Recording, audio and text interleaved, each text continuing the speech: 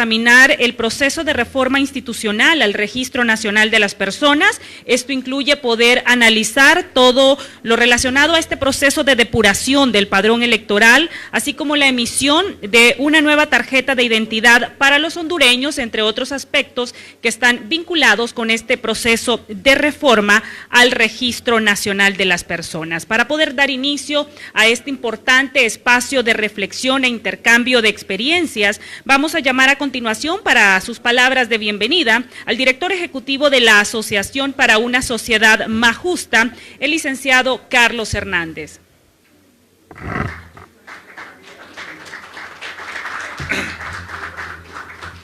Bueno, muy buenos días a todos, a todas. Es un gusto tenerles acá. Gracias por el interés. Un interés que debe ser manifiesto en todos los hondureños. Yo usé mi tarjeta de identidad ayer, me escapé a hacer un trámite y resulta ser que cuando llego a la ventanilla la había dejado en otra cartera y entonces obviamente estaba en problemas, no podía. Tuve que regresar y me complicó todo porque esa es nuestra identidad que usamos cada día, que la usamos para diferentes trámites y eso no solamente pasa acá. Algunos nos quieren hacer creer que solo la debemos de usar cada 4 años para votar. Y claro, la usamos para votar, pero insistentemente nosotros hemos venido diciendo en los últimos tiempos, la identidad es un documento de seguridad, es un documento valioso, importante, y entonces tenemos que proteger. Y ya la ley nos dice todos los mecanismos que hay que hacer, pero bueno, la historia en nuestro país.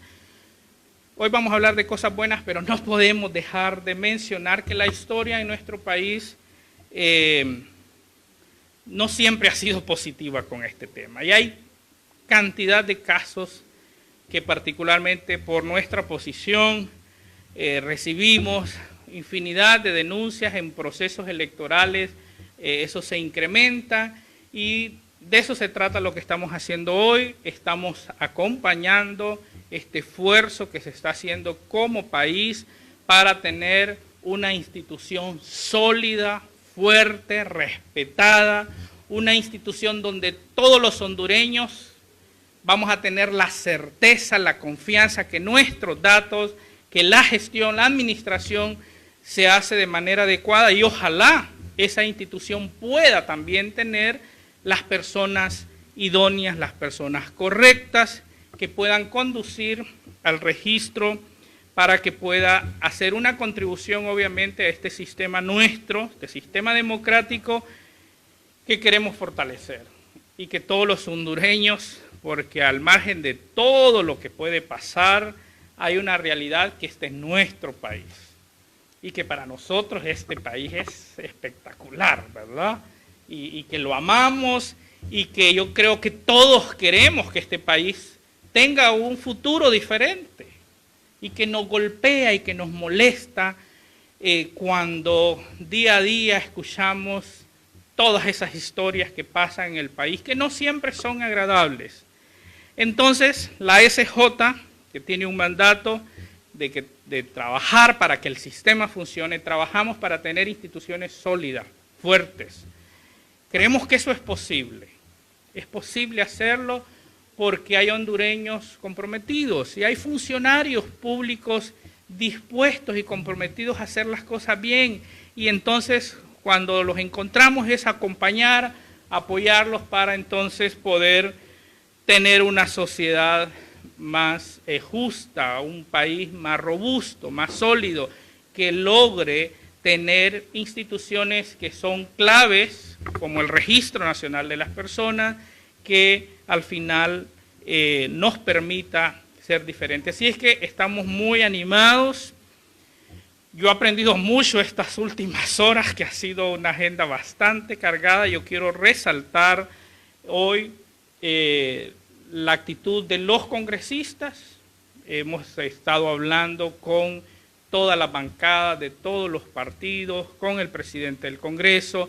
Obviamente hay muchas dudas, hay mucha incertidumbre, hay muchas preguntas, ¿verdad? pero del lado nuestro también hay preguntas. Las preguntas muy comunes es, ¿y quiénes van a ser? ¿Y cómo va? ¿Cómo se van a elegir? ¿Cómo? Porque lamentablemente la historia nuestra ha contribuido para que al final como sociedad y como hondureños como que vamos perdiendo la fe, ya no creemos en nada ni en nadie, y entonces entramos en esa lógica que al final nos altera a todos.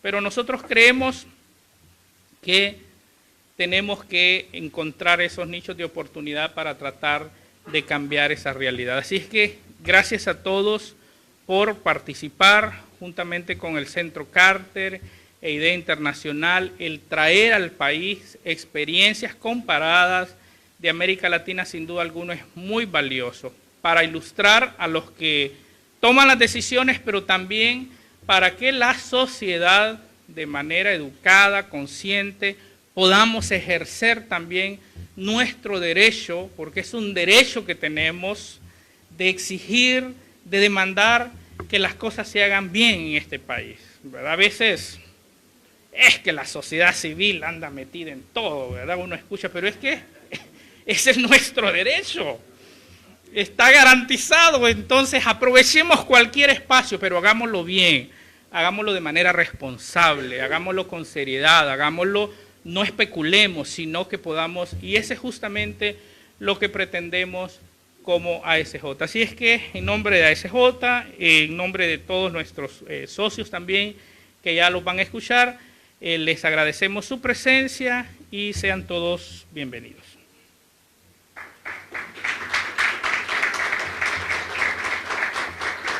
Bien, muchas gracias al director ejecutivo de la ASJ, Carlos Hernández, y se suma a las palabras de apertura a la segunda jornada del Foro de Reformas Electorales e Identificación de Personas, la directora del Programa para América Latina y el Caribe del Centro Carter, la señora Jenny Lincoln.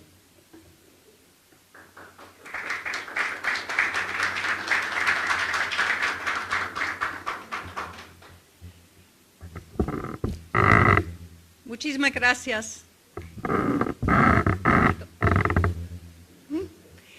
Es un honor para mí estar aquí con ustedes por parte del Centro Carter, ofrecerles palabras de bienvenido a la continuación de este foro sobre reforma electoral. El Centro Carter es una organización no gubernamental sin fines de lucro y ha trabajado en 80 países en todo el mundo para avanzar la democracia, los derechos humanos y el derecho a la salud. Fue fundado en 1982 por el expresidente Jimmy Carter y su esposa Rosalind. Ellos han dedicado sus vidas a promover la paz y la salud en el mundo entero. Agradecemos la oportunidad de trabajar con ASJ en estos eventos. El equipo de ASJ ha trabajado duro en el análisis del sistema electoral de Honduras. Su trabajo ha contribuido a las propuestas importantes para la consideración de reformas al sistema electoral en Honduras. Hoy seguimos en esta consideración con el enfoque en el Registro Nacional de Personas. Hemos invitado expertos de la región, de México, de la República Dominicana, del Ecuador, para compartir con ustedes sus experiencias, buenas y malas, para ayudarles en su propia consideración de la necesidad de reformar el sistema electoral en Honduras. Todos nosotros necesitamos pensar en cómo mejorar nuestros sistemas electorales. En este nuevo mundo, la tecnología y la comunicación social tan rápido han tenido una influencia enorme. El deber es servir a la ciudadanía para asegurar su derecho de votar en un sistema transparente, eficiente y limpio. Finalmente agradecemos su presencia aquí, confirmando el interés en este tema tan importante. Gracias por su estar con nosotros y seguimos. Gracias.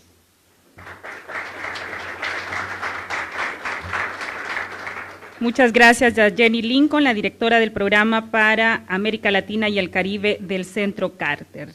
En la jornada de esta mañana vamos a tener la oportunidad de conocer cuál es la situación actual del proceso de reforma al Registro Nacional de las Personas, esta institución en nuestro país que es la encargada de la identificación de todos los hondureños y que sin lugar a dudas es una pieza fundamental para el fortalecimiento del sistema electoral en Honduras. En ese sentido, para que nos explique cómo avanza este proceso, vamos a llamar a continuación al coordinador de la Junta Interventora del Registro Nacional de las Personas en Honduras, el señor Rolando Catán. El señor Catán es especialista en seguridad informática y en diseño de proyectos tecnológicos en el sector público y privado. Él cuenta con más de 15 años de experiencia en el sistema financiero de la región. Él también fungió como asesor del despacho de la Secretaría de Finanzas y es importante mencionar que es un destacado escritor en nuestro país, particularmente de libros de poesía, los cuales han sido traducidos en más de 10 idiomas. Recibamos con un aplauso, como la primera exposición de esta mañana, al coordinador de la Junta Interventora del Registro Nacional de las Personas, el señor Catán.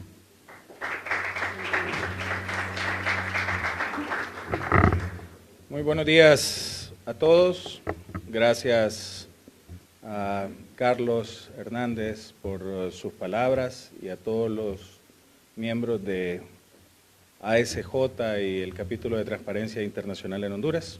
También a la señora Lincoln, gracias por todo el apoyo que el Centro Carter da al mundo y en especial a nuestro país. A los especialistas que nos visitan del extranjero, muchas gracias. Para nosotros es fundamental escuchar experiencias, es un desafío muy grande y la experiencia que ustedes vienen a compartir será de muchísimo apoyo para nosotros y sobre todo para el pueblo hondureño. Quiero agradecer también el acompañamiento de las diferentes jefaturas del Registro Nacional de las Personas, a nuestro grupo de asesores.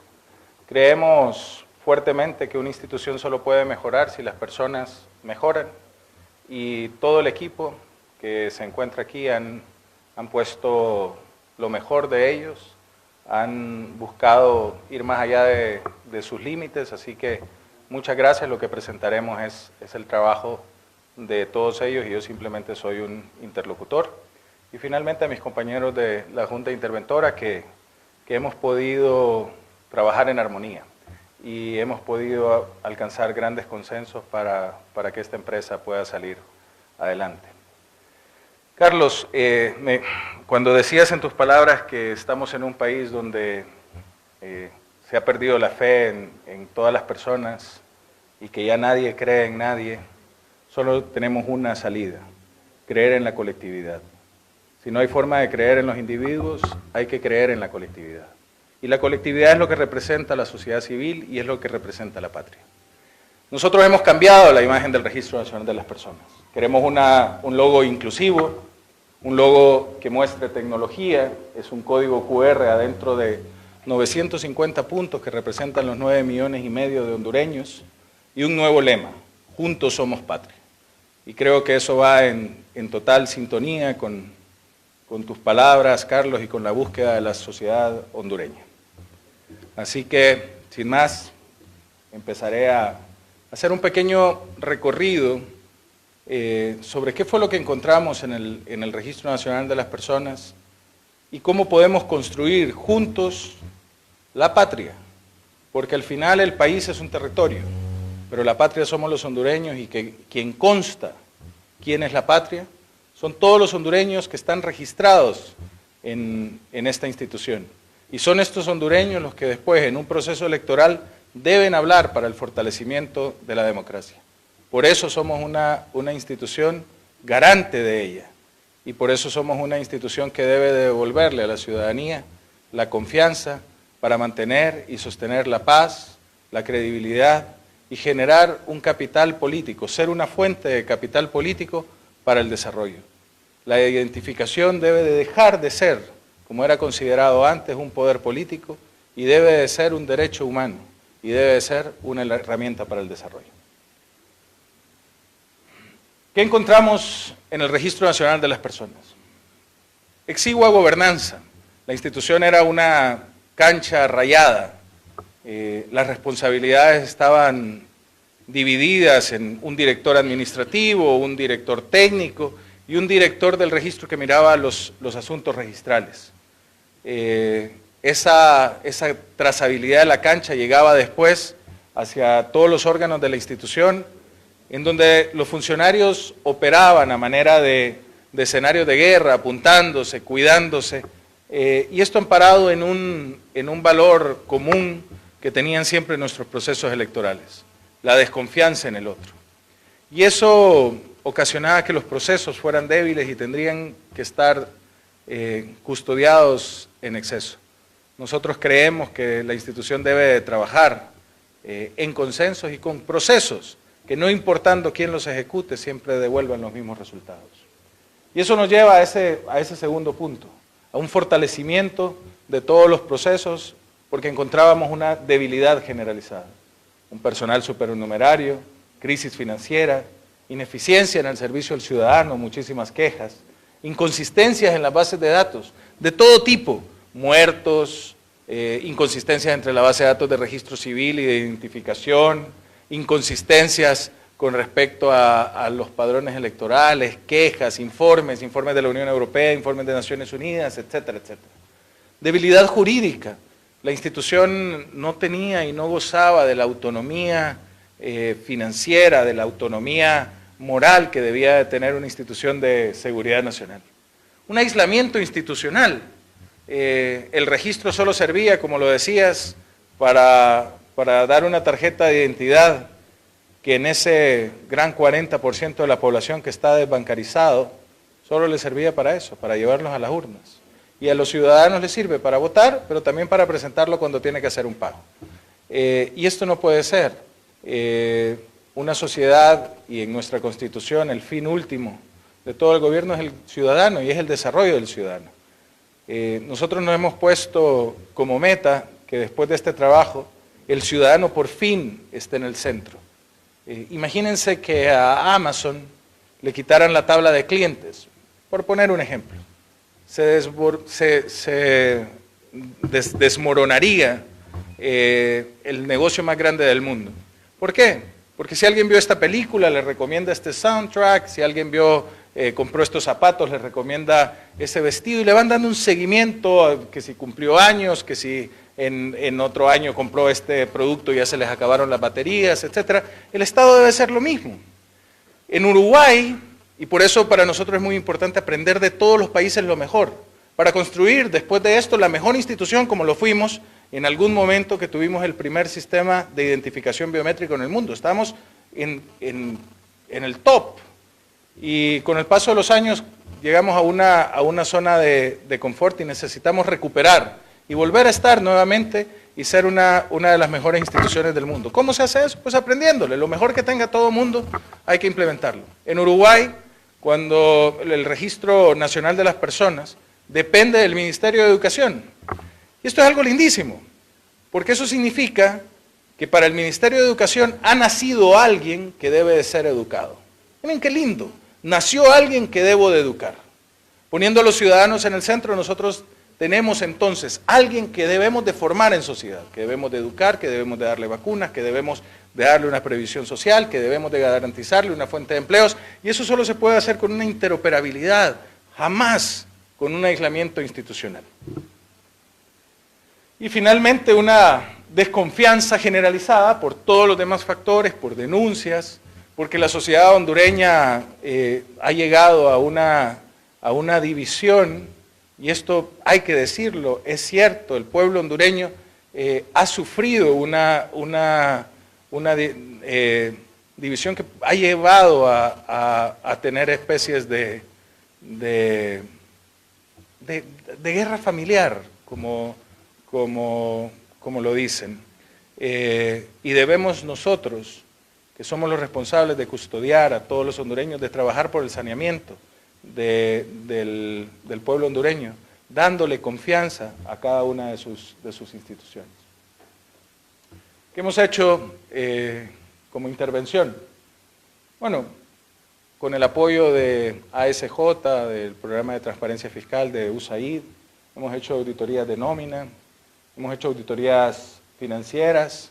Quiero agradecer también a la misión técnica de apoyo de la Unión Europea, que ha estado acompañándonos permanentemente en nuestras oficinas. El despacho que tenía el director se ha vuelto una mesa abierta, una mesa de crisis en donde estamos trabajando tanto los organismos internacionales que nos están apoyando junto con la Junta Interventora. Estamos haciendo un estudio funcional, hemos hecho ya un análisis de la infraestructura tecnológica, un estudio de la seguridad física, un análisis de proceso, un informe de inconsistencias de la base de datos y un estudio del marco legal. ¿Por qué estaba así el Registro Nacional de las Personas? Bueno, porque había un organigrama que funcionaba como arena política, escasa capacidad técnica, una administración fuera del sistema de administración financiera del Estado, fuera de las políticas, de las normas de contratación del Estado, separado de las prácticas de transparencia, injerencia de tramitadores, mínimos estándares en los diferentes procesos, un incumplimiento generalizado de convenios, porque fotos habían muchas. Ahora, ¿qué podemos hacer? Pues una reingeniería institucional, que hemos avanzado mucho, ya lo mostraremos, una actualización tecnológica, un fortalecimiento de procesos, una nueva base de datos y la interoperabilidad. Esto, digamos, son las metas que nos hemos trazado como Junta Interventora. Para los amigos de fuera, tenemos 5 meses de estar en el cargo y con el tiempo ya hemos logrado, digamos, tener una planificación estratégica institucional, un PEI muy bien definido, una planificación estratégica también de la Junta que parte hacia esos ejes. Hemos trabajado el tema del personal supernumerario. Por ejemplo, no renovamos 350 contratos que se vencían al final de año. Eran personas que necesitaban el trabajo, pero que la institución podía trabajar precisamente sin ellas. Eliminamos la cuota partidaria. Y aquí hay un mensaje importante. Los partidos políticos cobraban hasta el 10% del salario de los funcionarios que trabajaban en el Registro Nacional de las Personas. 7% en algunos otros partidos. Y eso es darle un mensaje y decirles, miren, ustedes trabajan para la institución y la institución es el representante de Honduras. Hemos hecho un saneamiento financiero ya con la separación de estas 350 personas que tenían en un déficit de alrededor de 37 millones de lempiras la institución. Hemos trabajado en la migración al CIAFI, pasar todas las cuentas de bancos privados para el sistema de administración financiera del Estado, trabajar con el Tesoro, trabajar en módulo de presupuestos, que los empleados puedan tener libremente su cuenta bancaria en el banco que deseen, sin acuerdos privados turbios entre bancos y la institución, pero al mismo tiempo, cuando nosotros empezamos a mostrar esta responsabilidad y las mejores prácticas, solicitamos también la independencia financiera, para que la institución tenga una autonomía con respecto al Ejecutivo, para nosotros poder tener un presupuesto soberano por el Congreso Nacional de la República y poder ejecutarlo con total transparencia, pero ejecutarlo con total libertad. Estamos trabajando, ya lo tenemos muy avanzado en la ciudad de Tegucigalpa, una ventanilla única. Tenemos ya convenios con la Secretaría de Educación, en donde los niños tenían que pedir una partida de nacimiento cada reingreso al año escolar. Esto puede sonar muy sencillo para los vecinos de las oficinas del Registro Nacional de las Personas, pero para las personas de tierra adentro, donde la educación es un verdadero reto, tener que ir a una oficina de registro municipal a sacar una partida de nacimiento para tener que reingresar a sus niños en la escuela. Entonces ya tenemos una interoperabilidad y una interconexión con todos los sistemas de educación. Lo mismo con el sistema de administración de rentas, ya hay interoperabilidad funcionando. Con el Instituto Nacional de Migración hay interoperabilidad y hay 2 ventanillas nuevas creadas en las oficinas de San Pedro Sula de Migración y de Tegucigalpa para poder dar el servicio a la población. tenemos ya convenios para empezar una autosostenibilidad con las telefónicas, estamos trabajando fuertemente con el sistema financiero a través de la Comisión Nacional de Bancos y Seguros, y el día de ayer tuvimos una reunión con el RAP, que son 2,5 millones, que es el régimen de aportaciones privadas, son 2 millones de usuarios a los que les podemos dar servicio. La meta de lo que hablamos ayer, que el próximo año los ciudadanos y a principios del próximo año puedan escanear su tarjeta de identidad, ver si esos datos corresponden a los de la cuenta del banco del beneficiario y hacer automáticamente el crédito sobre sus cuentas, sin necesidad de ir a ninguna oficina y sin tener ningún trámite. Y esto generará también una especie de autosostenibilidad para el Registro Nacional de las Personas, porque la tecnología y la seguridad de la tecnología es muy cara. Si la tecnología cuesta X, muchas veces tenerla segura cuesta 2X. Y para garantizar eso debemos de tener una institución que tenga solvencia financiera. Dimos también en su momento un informe de irregularidades. Tenemos actualmente al Tribunal Superior de Cuentas en la institución. Llevan aproximadamente 20 días haciendo una auditoría. Les pedimos, firmamos un convenio para poder también generar un informe de qué es lo que encontramos y todas las cosas que necesitamos resolver, porque muchas veces las malas praxis y las irregularidades están llevadas por falta de procedimientos certeros, por falta de objetivos, por falta de planificación, por mal manejo del presupuesto, por falta de independencia. Entonces había que arreglar muchas cosas de raíz. Luego tenemos un modelo de gobernabilidad corporativa.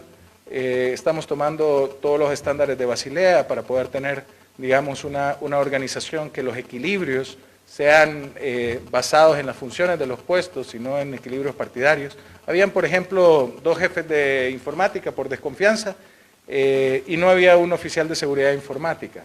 Los equilibrios de la gobernabilidad corporativa hablan de que tengamos un auditor de sistemas, un DBA, un jefe de sistemas, un auditor de sistemas, un contralor, y que toda esa gobernabilidad me garantice el equilibrio y que no sea la duplicidad de funciones la que garantice la confianza en el proceso y los datos.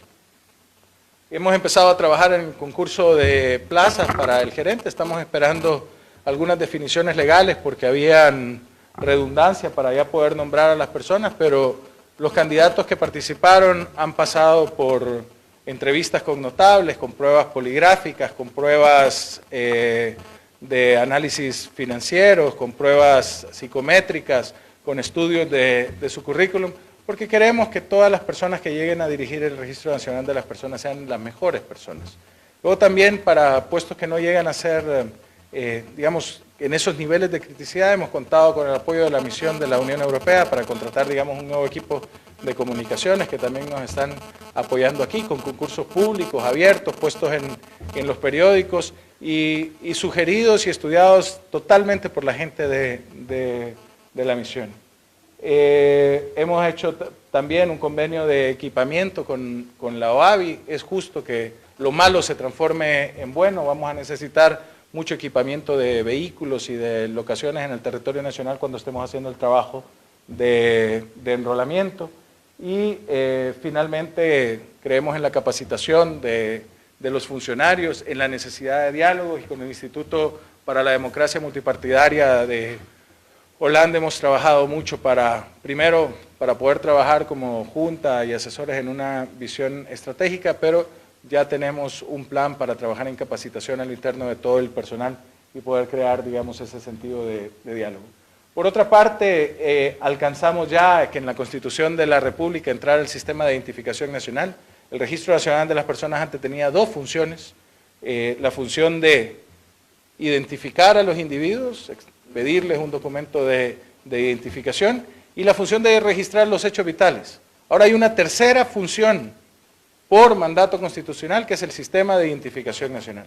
Este sistema de identificación nacional es precisamente esa idea de poner a los ciudadanos en el centro y de crear toda una interoperabilidad. Ya hemos empezado a tener un convenio de recaudación de dinero, hemos reducido la mora en los servicios, ya tenemos una aplicación móvil para que los ciudadanos puedan sacar directamente desde la comodidad de sus casas, desde sus teléfonos, la partida de nacimiento, y que después esa partida de nacimiento pueda ser validada mediante un código QR, haciéndolo muchísimo más seguro que el papel, porque en la validación lo que se muestra es el registro que está directamente en la base de datos. Y para todos los ciudadanos que todavía no hayan bajado la aplicación, nuestro colaborador Boncar Amaya está en la parte de atrás, sentado en un escritorio, y le dará cualquier asistencia técnica que necesiten para los que necesiten bajar el app, para los que necesiten probarla, para los que necesiten de alguna manera implementarla, así que Boncar a la orden. ¿Quiénes son nuestros socios estratégicos? Todo el mundo. Las puertas están totalmente abiertas de la institución. Creemos que para tener confianza debemos de generar aliados. La confianza no se hace cuando se cierran las puertas. La confianza es un instrumento de puertas abiertas y estamos trabajando con la Unión Europea, con Banco Mundial, con las Naciones Unidas, con SJ, con el gobierno de Estonia, con el BID, con USAID y Deloitte. Y con cualquier otra institución o representantes que lleguen a hablar con nosotros. Hemos hablado con comisiones, por ejemplo, de discapacitados. Estamos trabajando mucho por los temas de inclusión. Hay que entender que dentro de este gran concepto de patria hay algunos sectores que han sido tradicionalmente marginados por tema de raza, por tema de idioma, por temas geográficos, y todos ellos están incluidos en esta nueva visión del Registro Nacional de las Personas. ¿Qué debemos hacer? Una modernización y un fortalecimiento tecnológico, reformas a la ley y una nueva base de datos, y una reingeniería de la institución y los procesos. ¿Cómo vamos a lograr eso? Bueno, con las reformas constitucionales que ya hicimos, que pasa por establecer que es una institución de seguridad nacional con rango constitucional y garante de la democracia, una autonomía e independencia financiera de la administración de asignación presupuestaria y cambio de esa figura de directorio que les comentaba por una comisión con presidencia rotatoria y las decisiones por consenso. Y la palabra consenso muchas veces no se entiende, porque el consenso no es unanimidad, el consenso tampoco es mayoría. El consenso es cuando todos estamos de acuerdo y todos podemos salir a defender una posición, aunque esa posición nos afecte partidariamente, personalmente, ideológicamente, religiosamente, porque hay que trabajar por el consenso, por los acuerdos y lo que decía, el valor de que sea la patria. Cuando estamos en un pueblo donde nadie cree en nadie, hay que hacerle caso a la colectividad, a la sociedad en sí misma. Y luego tenemos hoy en el Congreso, el día de ayer se aprobaron ya un grupo de reformas importantes para reducir los tiempos de inscripción de los nacimientos y defunciones, poner algunas penas, pero también jerarquizar de quiénes son los encargados, de decir, este es el orden jerárquico de todas las personas que han estado en contacto con un fallecido. Tenemos 400.000 muertos en el Censo Nacional Electoral, que generan una desconfianza tremenda, y hay 15 instituciones del Estado, 15 instituciones del Estado que tienen contacto con una persona fallecida, los bomberos, la policía, la Cruz Roja, la morgue, el cementerio municipal, los hospitales, las clínicas, la universidad. Todas esas instituciones deben de estar interoperadas y deben de tener penalidad si no avisan al Registro Nacional de las Personas sobre un fallecimiento, para que nosotros como registro podamos hacer la inscripción. Y luego necesitamos la aprobación de algunas reformas tecnológicas que nos permitan que el discurso sea coherente y posible. Hay que entender nuestras limitaciones, hay que entender la capacidad técnica que tenemos, hay que entender que nuestro data center se inunda y se va a la luz todos los fines de semana, que estamos perdiendo servicios, son realidades que tenemos. Y para eso hemos pedido que nos permitan, digamos, trabajar en la nube, en una nube segura, en donde podamos tener la información encriptada, no fuera de Honduras, no es vender la soberanía, es tener los datos que las compañías como Oracle de base de datos siempre han tenido acceso a través de los servidores locales, darles esa información en sistemas que tengan redundancia mundial y también tener los datos en el territorio nacional como respaldo y tener ese sentido de que el riesgo se mitiga cuando podemos diversificar el riesgo y podemos controlar y tener las medidas específicas para ello. También hemos puesto en las reformas que están hoy por hoy en el Congreso y que se aprobaron ayer en el primer debate, la posibilidad de la convalidación de los datos. De nada sirve estar en el centro, que los ciudadanos seamos un centro, si después no se pueden convalidar esos datos biométricos para ayudar a que la sociedad pueda usar su identificación y que la identificación migre. Miren, yo soy una persona tecnológica y a mí me parece un absurdo, pero de verdad un absurdo, que en pleno siglo XXI tengamos que sacar un papelito y que el papelito diga quién soy yo, cuando ya mi cuerpo habla, cuando mi identificación biométrica puede ser a través de las huellas digitales de mi mano, de mi rostro, de mis orejas, del iris, todo el cuerpo habla, mi ADN, todo el cuerpo tiene identificación. Ya existen todas las tecnologías que no son inalcanzables, que nos permiten superar eso que se parece al siglo XVI de tener que tener un papelito para que el papelito diga quién soy yo. El sistema de identificación nacional, voy a pasarlo un poco rápido, hemos ido adelantando mucho, es la idea de poner al ciudadano en el centro y que este ciudadano pueda tener billeteras electrónicas como la India, por ejemplo, y que la ayuda social pueda llegar y no termine en televisores, sino que pueda ser controlada y poner después en un Banasupro, que la gente pueda hacer su compra a través de su huella digital, a los sistemas de salud, en seguridad. ¿Cómo era posible que en un país que, bueno, y felicidades también a SJ por todo el trabajo que han hecho en seguridad, porque hemos bajado la tasa de homicidios y asesinatos por cada 100.000 habitantes en más del 50%, pero podemos mejorar muchísimo más si interoperamos la Secretaría de Seguridad, que ya lo estamos haciendo, pero hace falta homologar todavía con el nuevo sistema biométrico los estándares del IAFIS. Hoy lo que hicimos fue poner una computadora ya para que pueda seguridad buscar dentro de la base de datos del Registro Nacional de las Personas la huella de una escena del crimen. Y así sucesivamente, que una persona de la tercera edad no tenga que llenar 5 formularios en frente de una farmacia y que solo pueda poner su huella digital en la farmacia y autentique contra el azar y contra nosotros. Todas esas convalidaciones generan costos administrativos grandísimos y muchos beneficios a la población, pero electoralmente también me generan un arraigo para evitar el tema de los traslados domiciliarios, porque al final una persona va a tener en su vida a su hijo en esta escuela, en la comunidad A, va a pagar impuestos en la comunidad A, va a ir al centro de salud de la comunidad A. ¿Por qué va a votar en la comunidad B? Que moverse a la comunidad B signifique algo tan complejo como que tenga que de verdad agarrar todos sus muebles y moverse en la vida real. Eso debe ser un traslado, que obedezcan a la realidad, pero esa convalidación interinstitucional es lo que le va a generar al individuo un arraigo y que lo va a ubicar en el centro, y al ponerlo en el centro vamos a poder también hacer monitoreo a todos los programas sociales para ver a qué individuos está beneficiando y que el país de verdad tome una verdadera ruta de desarrollo en las políticas públicas, independientemente de los gobiernos, porque esto no ha sido un asunto de gobierno. El único sistema que pasaba transversalmente por la administración pública era el CIAFI, y el CIAFI es un sistema que tiene contabilidad, presupuesto y tesorería. Contabilizaba el gasto, presupuestaba el gasto y pagaba el gasto. La tabla de información más importante del CIAFI es la tabla de proveedores. Entonces teníamos todo un gobierno que no importando en todas las instituciones que hiciéramos, todo se iba a ir al gasto. Pongamos al ciudadano en el centro y todo se va a ir al ciudadano. Demos la capacidad de que puedan operar y así vamos a desarrollar al vecino, al delincuente, al estudiante, a la mamá, al hijo, y vamos a poder crecer como sociedad. Así como el Registro Nacional de las Personas ha crecido porque todos están haciendo un mejor trabajo, en la medida que podamos hacer mejores ciudadanos, seremos mejor país.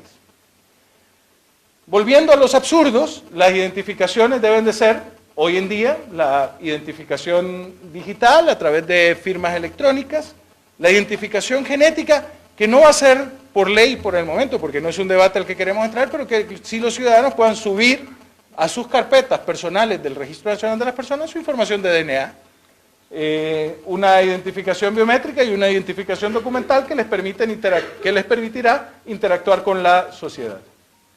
Y finalmente, tener una tarjeta de identificación moderna que permita interactuar y dar seguimiento y que me sirva como un programa de vacunación, que me sirva como el carnet escolar, que me sirva como un carnet para manejar mis aportaciones, que me sirva como billetera electrónica, que sea una verdadera herramienta. Y esa herramienta debe tener una capacidad de tener acceso, de hablar por sí misma, con códigos QR que puedan ser leídos de forma abierta para saber, por ejemplo, qué tipo de sangre es, o si es un donante de órganos, o si es una persona con discapacidad, o con códigos QR que tengan grados de encripción para que me permitan votar, para que me permitan manejar billeteras electrónicas y que me permitan interoperar con sistemas en donde yo pueda estar convalidado con la huella digital. Todo esto, y aquí, todo esto ya está diseñado, todo esto no es un valor abstracto, nadie es perfecto, dijeron en mi biografía que era escritor, es cierto, todo esto no queda dentro del escenario de la literatura, esto está ya para la aprobación en el Congreso, estamos trabajando con Oracle para tener una base de datos de registro civil y un motor biométrico de identificación que genere una tabla única de personas, que podamos tener todos los procesos definidos en la base de datos para poder garantizar seguridad, todas las herramientas del Advanced Security Option con Data Redemption, con Data Encryption, con Data Masking, con auditoría a la base de datos, pero también auditoría al DBA, una auditoría de eventos que nos den una verdadera capacidad de transparencia demostrable y que esas bitácoras estén en la sociedad civil, que esas bitácoras estén en el Ministerio Público, que las bitácoras sean públicas, que nadie toque un dato y que si alguien toca un dato, todo el pueblo lo ve. Ese es el objetivo de este sistema. Y luego tener un sistema de workflow que permita que los procesos puedan ser monitoreados, pero también comunicados mediante portales a los ciudadanos. Que sacar un trámite, hace 2 días tuvimos ya una reunión con la Secretaría de Finanzas, a quien les habíamos pedido que por favor pudiéramos hacer pagos a través de las oficinas móviles de los bancos y después poder tomar ese pago y que los ciudadanos puedan solicitar una reposición de su tarjeta de identificación o poder imprimir los documentos que tienen costos como las certificaciones de matrimonio, etcétera, también de forma electrónica hacer esas solicitudes. Y luego tener un bus de integración, en donde también aquí, por ejemplo, hemos tenido el fuerte apoyo del gobierno de Estonia a través de su plataforma X-Road, que nos permita trabajar con el sistema financiero, con el Seguro Social, con la Secretaría de Educación, con el Instituto Nacional de Migración, con el SAR, con Seguridad, con Desarrollo Social y con todo el sector privado que tiene como 23 instituciones reguladas. Todo esto definitivamente bajo una plataforma de seguridad informática sumamente robusta, que tengamos un control muy exacto de todas las transacciones y que todas esas transacciones tengan la capacidad de tener lo que en informática y en inglés se conoce como un timestamp y un unique user, que sea un solo usuario en el tiempo el que genera una transacción para poder garantizar esa fiabilidad. Luego todo esto, ya una vez puesto todo este escenario que tenemos ya diseñados y listos para implementar y que ya estamos en el proceso básicamente de construcción, ya hemos levantado todos los casos de uso para los procesos en la base de datos, necesitamos llenarlo con un nuevo enrolamiento. Hemos redibujado el mapa político de Honduras. El mapa político de Honduras tenía 100 años. Y en 100 años ha cambiado la forma en la que la población está distribuida, ha cambiado la forma en que las carreteras están distribuidas, ha cambiado las zonas demográficas, y es importante tener una planificación pensando en el territorio, y que esa planificación, aquí pueden ver que los departamentos no son lo que son, porque los ejes carreteros nos indican, por ejemplo, no sé, que es más fácil llegar a un municipio X por la carretera del departamento, vaya, por ejemplo, estos municipios que vemos aquí del Paraíso son más accesibles por la red vial de Francisco Morazán que por la red vial de Olancho y el Paraíso. Y con pero ¿cómo hicimos esto? Bueno, con el Observatorio Demográfico de la Universidad Nacional. El Registro Nacional de las Personas no tenía ni un tan solo demógrafo en sus planillas. Entonces, hicimos un acuerdo y dijimos, ¿a dónde están los mejores? Bueno, aquí está el Observatorio Demográfico de la Universidad Nacional, que tiene como meta la investigación, que tiene como meta la docencia de la maestría de demografía y la investigación. Entonces, cuando platicamos con ellos, a ver, del 100% de sus objetivos, nosotros somos en participación, inclusión y somos parte de la investigación. Así el 66% tenía que trabajar directamente con este proyecto. Y hemos podido hacer de forma científica, no improvisada, todo un nuevo mapeo del territorio nacional con zonas muy específicas y y construimos el gran mapa de Honduras, un mapa que no existía. Fuimos al mapa de los contadores eléctricos y les dijimos, miren, por favor, denos la geolocalización de los contadores eléctricos, denos el mapa de carreteras, denos el mapa de escuelas, denos el mapa de bomberos, denos el mapa geográfico, denos el mapa municipal, denos los mapas políticos, denos el mapa del Plan de Nación con las cuencas de agua y poner todos estos layers para construir mapas en donde por sí solos salieran los focos donde debemos de poner los puntos estratégicos para la campaña de enrolamiento. Y estos mapas, además, son públicos, están en la página del Observatorio Demográfico de la Universidad Nacional Autónoma de Honduras y cualquiera puede ampliamente, sin manos escondidas, ver cuál es la planeación del enrolamiento. Una reingeniería institucional que pasa por establecer muy bien cuáles son los servicios al ciudadano, la producción y logística y un área de back office. El área de back office es muy importante para que el ciudadano no tenga que estar siempre en las agencias registrales. Y esto, digamos, nos ha ayudado también a poder trabajar en la ventanilla única. Era absurdo que por hacer un trámite fueran de una oficina a otra, y estamos trabajando en cosas más grandes. Por ejemplo, cada trámite tiene que ir a mi oficina 2 veces. Primero porque lo recibo sin importar qué es lo que se dice, y después porque fallo. Se debe firmar solo el fallo. O sea, aquí un chino puede decir, miren, yo me quiero hacer hondureño porque me gusta la selección de Honduras. Y lo presenta al Registro Nacional de las Personas. Y tiene que subir por todas las oficinas y llegar a que yo firme y le diga, ok, recibido. Y después pasar por todas las oficinas para decirle, mire, señor ciudadano de China, usted no puede ser hondureño solo porque le guste la selección de Honduras. Entonces, tenemos que hacer reformas a todo el Estado para poder pensar en la simplificación administrativa. Y tener como principio que el Estado no debe pedir lo que el Estado tiene. Entonces, esa visión de Estado moderno que está en boga hoy a través de gobierno abierto, a través de gobierno electrónico, a través de economía naranja, entra en un momento político muy importante para que las reformas del Registro Nacional de las Personas tengan el capital político, también con el Ejecutivo, para poder trabajar en la gran reforma digital, en la gran reforma, así como hubo reforma liberal, reforma del Estado moderno, reforma agrícola, pensemos en esa gran reforma digital que nos permitirá a todo el Estado y a todas las instituciones que hacemos el Estado de Honduras poder modernizar estos trámites que tradicionalmente habían sido engorrosos. Y finalmente, el Registro Nacional de las Personas facilitará una sostenibilidad financiera con convenios con el sistema financiero, con convenios con las telefónicas, con los rubros regulados, las bases de un gobierno electrónico con estadísticas en línea, billetera electrónica, simplificación administrativa e interoperabilidad y unas transparencias en las elecciones con un censo electoral en línea y un arraigo domiciliario. Muchas gracias a todos por su atención y estamos a la orden. Tenemos un correo.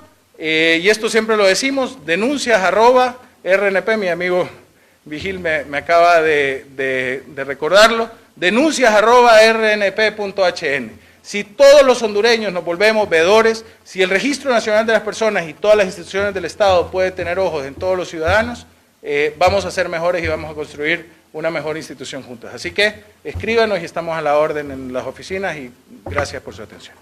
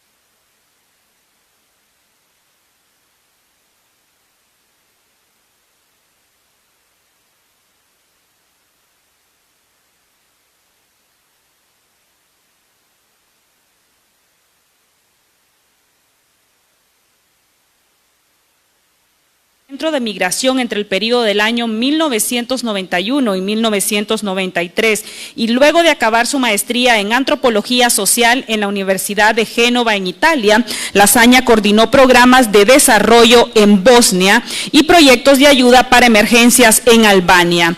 Él también ha apoyado con estrategia y asistencia técnica a actores nacionales en contextos políticos de transición en representación de la Organización para la Seguridad y la Cooperación en Europa y la Fundación Internacional de Sistemas Electorales y la Unión Europea. Entre otros proyectos, también ha implementado recomendaciones de misiones de observación electoral de la Unión Europea a través de entrenamientos y talleres a cuerpos electorales, partidos políticos y organizaciones de la sociedad civil en programas de educación al votante. Vamos a recibir con un aplauso al señor coordinador de la Misión de Apoyo al Registro Nacional de las Personas, el señor Demetrio Lasaña.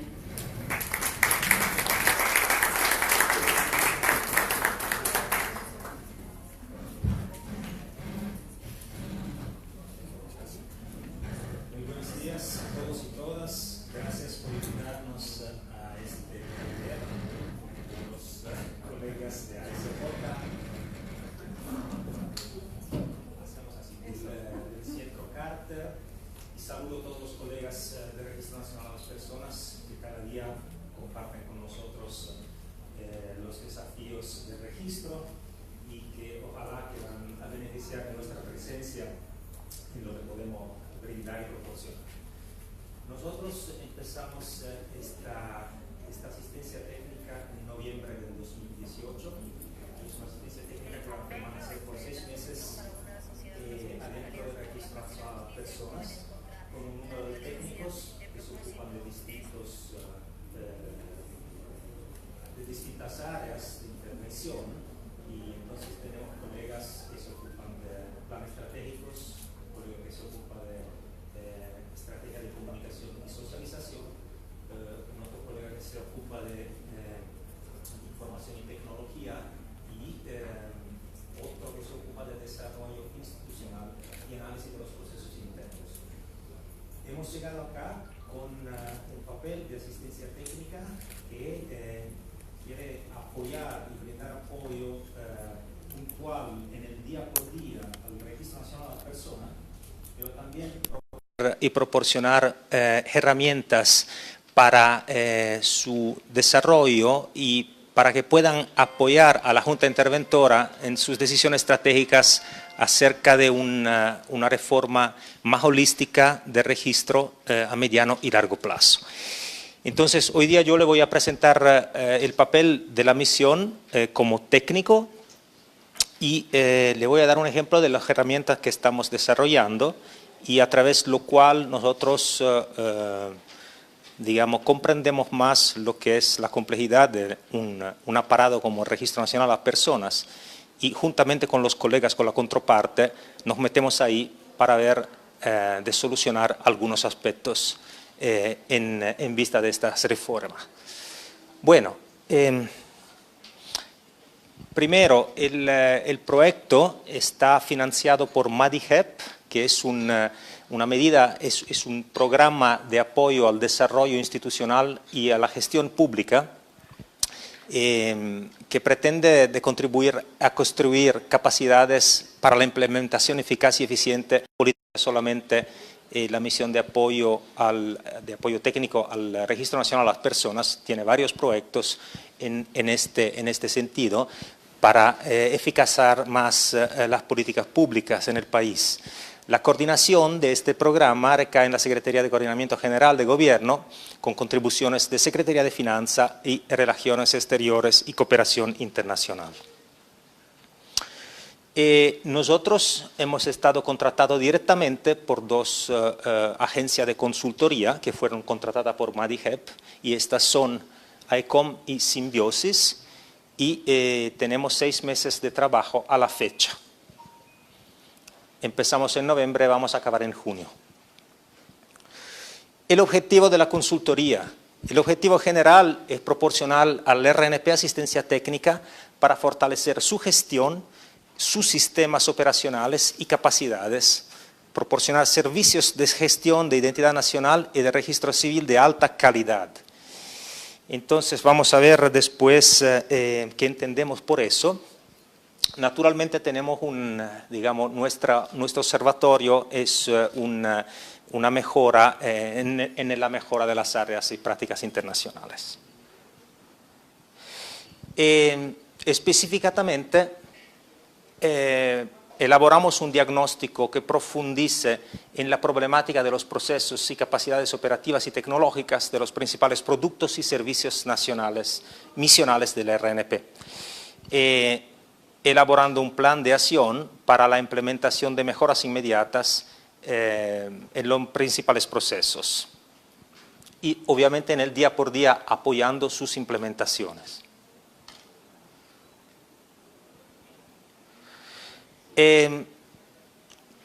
Estamos claramente metidos en la elaboración de un plan estratégico institucional con enfoque de resultados que defina las estrategias de mediano y largo plazo para alcanzar estándares internacionales en la gestión de registro de las personas. Apoyamos el fortalecimiento de la interoperabilidad y el uso de la base de datos para grupos de interés y usuarios en general. Entonces, la composición de la misión es de 5 expertos. Aparte del coordinador del equipo, tenemos un experto en plan estratégico institucional, PEI, un experto de informática y tecnología, en desarrollo institucional y análisis de los procesos internos y comunicación y socialización. Como dije, nosotros vivimos adentro del RNP cada día, con nuestra oficina al lado de la Junta Interventora y respondemos puntualmente a pedidos precisos y estudiamos medidas para apoyar reformas a mediano y largo plazo. ¿Pueden ayudarme, por favor, a dar un zoom? Hay una loma dentro del PowerPoint. Si podemos empezar abajo, por favor, más abajo de todo. Acá, eso, perfecto. Entonces, nosotros hemos desarrollado como herramienta, por ejemplo, un árbol de los problemas a través del análisis de los procesos de registro nacional de las personas para dar una prioridad juntamente con los colegas de la Junta a lo que son los proyectos que se necesita empujar. Y cuando yo he llegado, me leí los reportes que dejaron las misiones internacionales de observación electoral, como de la Unión Europea, tanto como de la OEA, que identificaban la necesidad de reformar el registro nacional de las personas en cuanto el órgano que proporcionaba el censo electoral.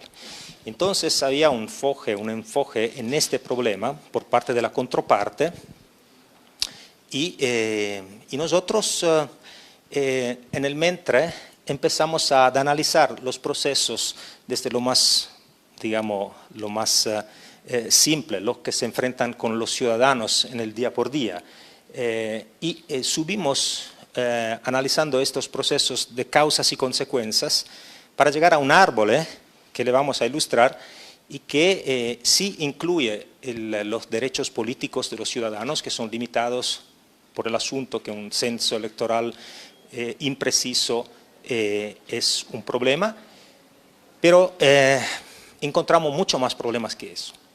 Entonces, empezamos por la clara deficiencia del servicio y de atención al ciudadano, como la debilidad del archivo tradicional, la vulnerabilidad, el incompletez, y como el vulnerable soporte informático y sí, un poco más, y el débil, aquí, no, está bien, y la débil suspensión de auditoría registral que producen un producto y servicios registrales de baja calidad.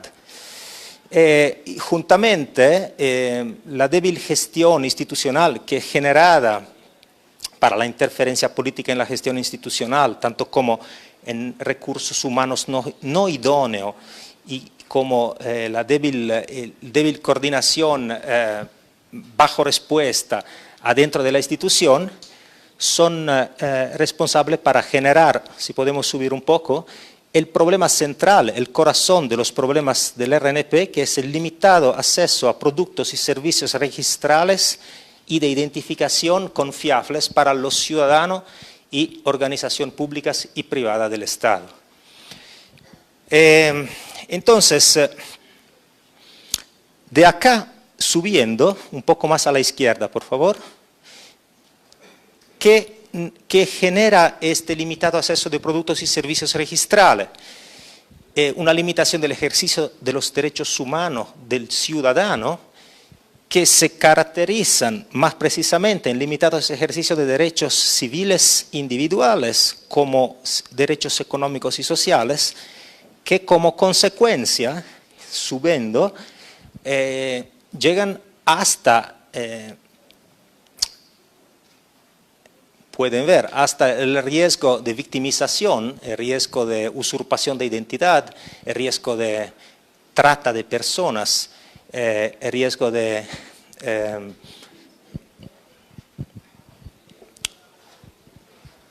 explotación. Entonces, el limitado ejercicio de los derechos económicos y sociales nos traen a realizar cuánto el derecho al trabajo está afectado, cuánto eso afecta el acceso a los servicios sociales, que son servicios de vivienda, que son servicios a la salud, que son servicios a la educación, que son servicios extremadamente importantes. Entonces nos realizamos que la limitación al acceso de los servicios políticos es una parte de este árbol que se transformó en un bosque de problemas adentro de la estructura y que, por cierto, por supuesto, están afectados. Entonces, la limitación del acceso a los derechos políticos limita el ciudadano en sus derechos a votar, en su derecho a ser elegido, en sus derechos a participar en política. Pero es uno de los varios. Entonces, esta es una de las herramientas que producimos y que proporcionamos a los colegas de la contraparte para que podían confrontarse con una herramienta técnica sólida y basada sobre un análisis de los procesos del Registro Nacional de las Personas. Y quería seguir con las... Si puede minimizarla, ahorita sigo con eso. Bueno, esta es una otra herramienta que de hecho deriva del análisis del... No puede reducirla un momento ahorita, después... estos son los elementos fundamentales para la reforma y modernización del Registro Nacional que nosotros creemos debemos enfrentarnos para poder ir en la dirección del sistema de identificación nacional, que es este sueño muy complejo, muy ambicioso, como lo que nos ilustró ahorita Rolando Catán, lo que los estones ya están viviendo y que es, es un ejemplo mundial de sistema complejo y eficiente. Pero en ese momento el Registro Nacional de las Personas, por lo que nosotros vemos, y esa es una herramienta que producimos para que ellos puedan seguir con los proyectos que necesitamos cumplir a mediano y a largo plazo en esa dirección. Entonces, lo que ahorita necesitamos hacer es crear y formular un plan estratégico institucional de reforma del RNP, que tiene que incluir, obviamente, un plan multianual juntamente con un plan operativo de presupuesto. Obviamente el plan estratégico institucional de que se está hablando en estos días con la contraparte, con técnicos y consultores y que estamos trabajando y que es sumamente importante para que se puedan lograr los objetivos de la Junta Interventora, tanto como a mediano y largo plazo necesitan ser alineados con los procesos y la cadena de valores del Registro Nacional de las Personas. Entonces, los procesos misionales, estratégicos y de apoyo alineados al PEI, al nuevo PEI. Lo que se necesita para nuestra modesta opinión, para llevar a un camino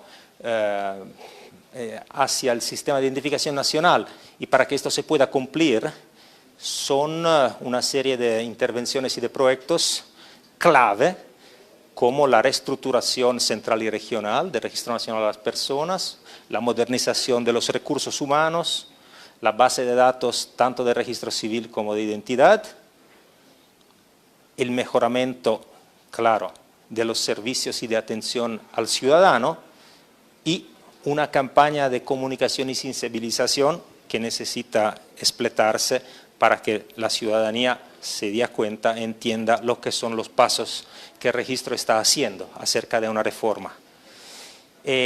Bueno, tenemos también elementos de sostenibilidad que se necesitan para que esto se cumpla y es fundamental una ley orgánica de reglamento, tanto como una ley de carrera registral que permita de hecho una despolitización de la estructura para dar espacio más a la profesionalización del personal.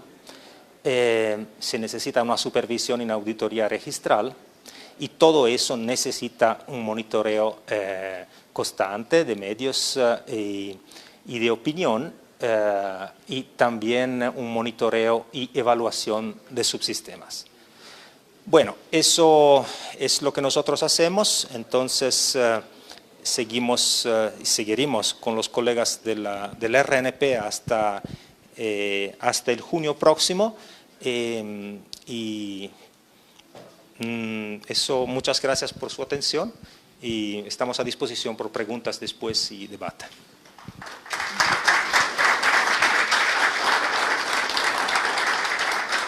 Muchas gracias. Muchas gracias al coordinador de la misión de apoyo al Registro Nacional de las Personas, el señor Demetrio Lasaña. Es importante comentarles que procesos similares de reformas al Registro Nacional de Personas se han implementado en otras naciones, por lo cual es importante conocer cuáles han sido esas características, lecciones aprendidas y también desafíos que se han implementado en esos países, en el caso particular de México. Para conocer esa experiencia de México, vamos a llamar a continuación al exdirector ejecutivo del Registro Federal de Electores del Instituto Federal Electoral de México y exdirector general del Registro Nacional de Población e Identificación Personal de la Secretaría de Gobernación de México, el señor Juan Manuel Herrero Álvarez. El señor Herrero tiene más de 30 años de experiencia en la generación de información estadística nacional y una trayectoria en censos nacionales en procesos de gestión de cambio.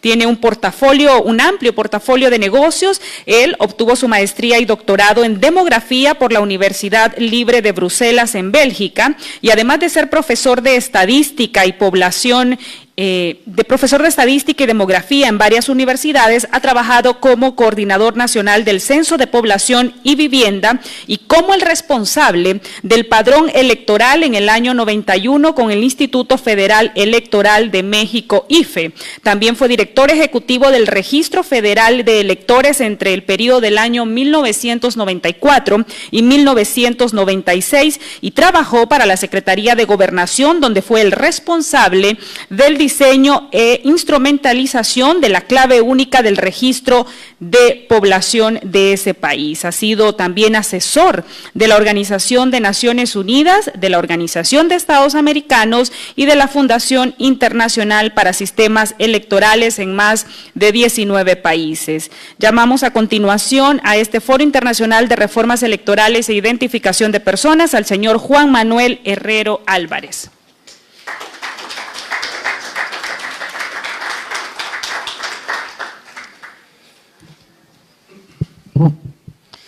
Muchas gracias al Centro Carter, a la SJ, muchas gracias a Honduras por recibirnos. Con toda la modestia, lo que venimos a hacer es a platicar de la experiencia que hemos tenido, que puede ser valiosa porque Honduras y México tienen muchas similitudes y también muchas diferencias. Y aquí lo que les voy a platicar es una historia, ya casi es historia antigua, tiene unos cuantos años, de lo que en algún momento se llevó a cabo en mi país, producto de una situación similar a la que vive Honduras. No hay mejor manera de crear áreas de oportunidad que tener crisis. Y cuando hay crisis es cuando uno tiene que aprovechar para hacer cosas. En este caso nosotros tuvimos una crisis política muy seria en 1988, en la elección de 1988, y fíjense qué curioso, los políticos son especialistas en medir el tamaño de la crisis y reaccionan en función de ello, ¿sí? Si ellos perciben que la crisis es pequeña, las acciones consecuentes van a ser chiquitas. Si ellos perciben que la crisis es grande y que además la oportunidad no se debe dejar pasar, vienen las grandes acciones. Estoy hablando de México, ¿sí? Bueno. Bien, en el tema del registro de población, México es un país totalmente diferente a los demás. ¿Por qué? Porque en México nunca hemos tenido una cédula de identidad. En los años 70 era prohibido hablar de cédula de identidad porque eso significaba el control del Estado, ¿sí? Y no se pudo hacer una cédula de identidad. Sin embargo, dicen que el que pega primero pega dos veces.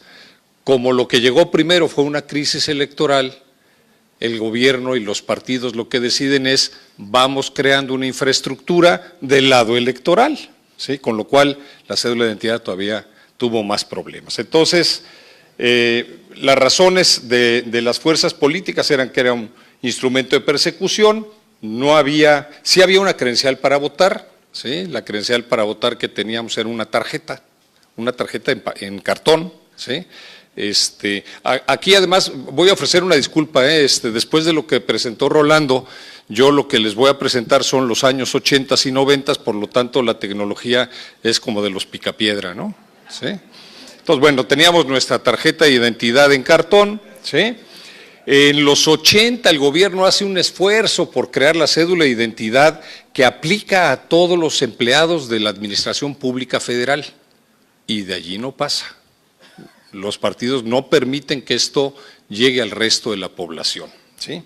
Y el proceso electoral del 88 tiene un serio problema, hay un descrédito en las instituciones electorales y pues ustedes saben que el piso de una organización electoral son sus instrumentos. El padrón es, si en una organización electoral el padrón está cuestionado el origen, está cuestionado el piso más bajo.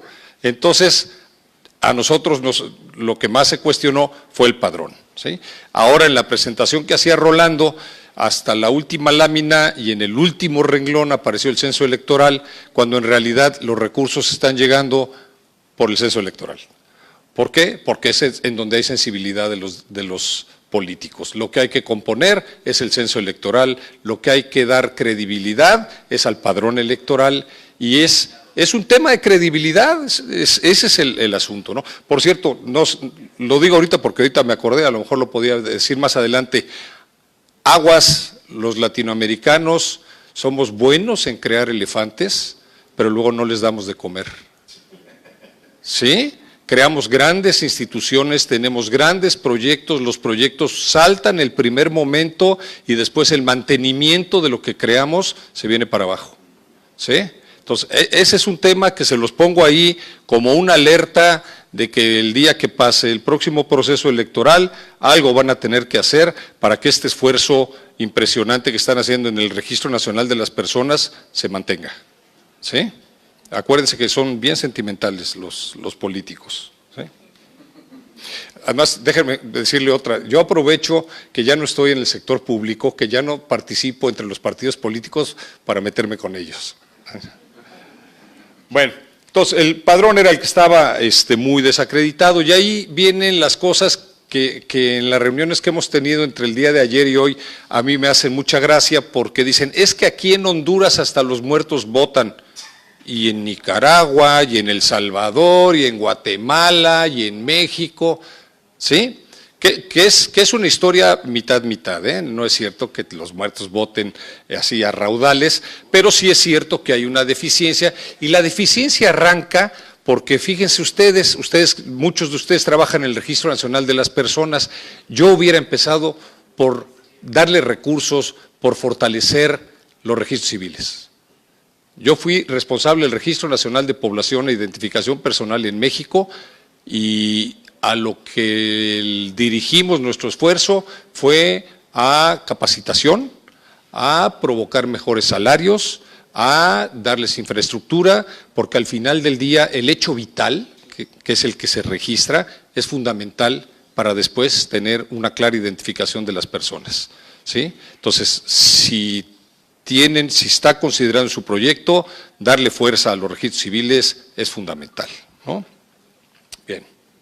Bueno, aparte de los muertos, porque la verdad es que todo lo que nos han platicado no habla más que de los muertos, pero no hablan del ratón loco ni cosas por el estilo que sucede en otros lados. El ratón loco, aquí esto es anecdótico, una elección estatal en el estado de Coahuila, en donde ustedes saben que cuando el gobernador sale a votar, con él van todos los medios de comunicación, ¿no?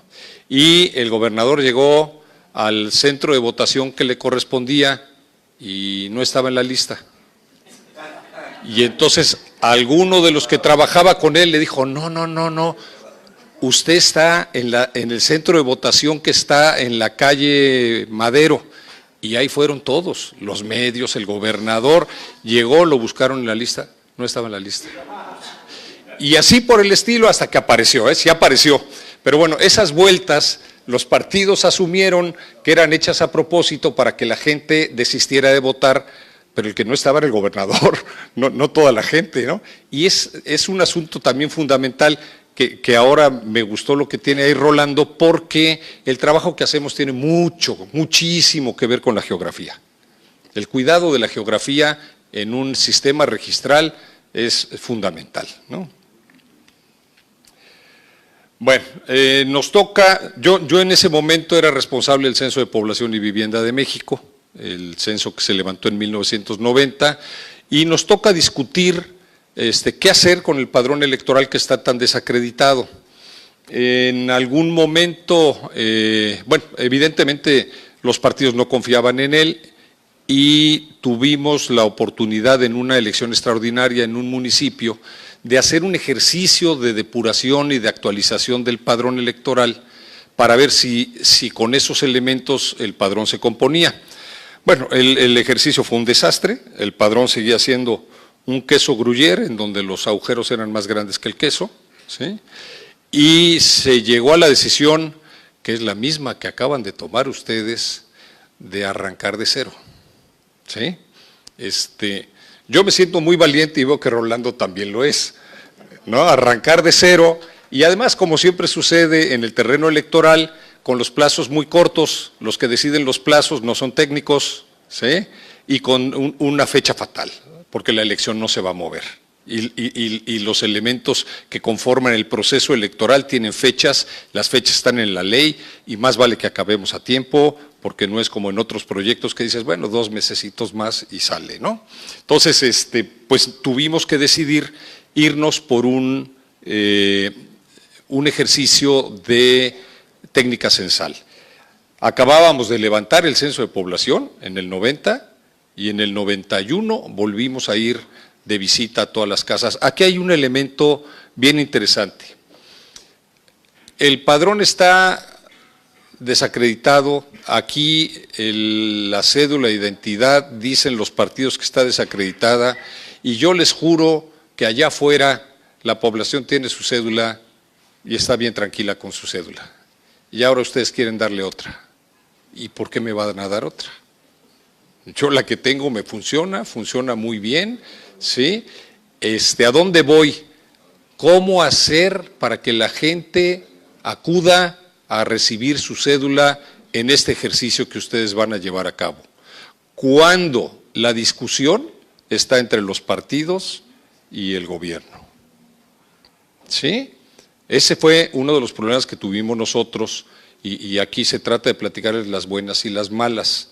Nosotros sentimos que la gente iba, porque la censamos, fuimos a su casa y recogimos todos los datos y con eso generamos las credenciales y arrancamos poniendo módulos fijos y móviles a lo largo y ancho de todo el país y la gente no iba por su credencial, porque tenían la anterior.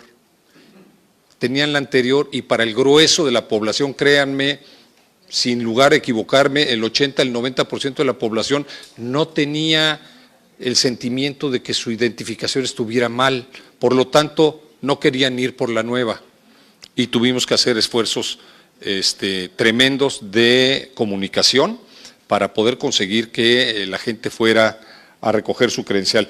Bueno, ahí hice la letra chiquita con la intención de que me hagan caso a mí y no a la lámina.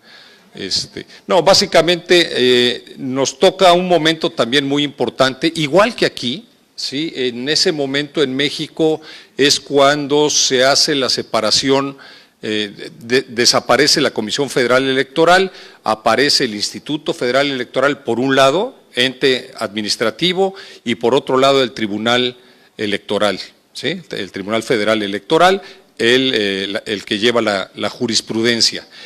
En paralelo, mientras se está discutiendo el arranque de estas dos organizaciones, nosotros estamos planeando algo que todavía no existe en la ley, ¿sí? O sea, todo esto era a finales del 90, no existía el Instituto Federal Electoral, no existía el Código Federal de Instituciones y Procedimientos Electorales y nosotros estábamos planeando hacer una visita a todas y cada una de las viviendas del país, sin existir en la ley y por lo tanto sin tener presupuesto, ¿sí?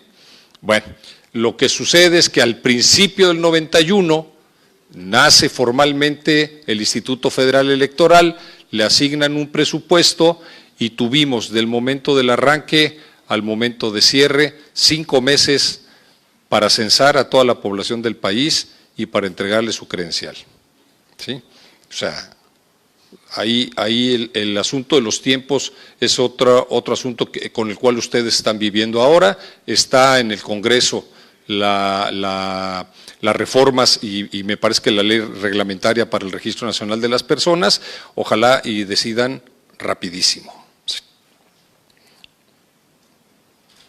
Otra más, dada la premura, y aquí hay algo que Rolando conoce mejor que yo porque él es tecnólogo y yo no.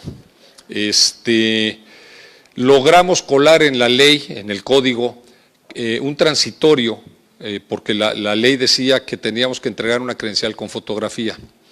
La realidad es que la credencial que hicimos funcionaba para meter fotografía digitalizada.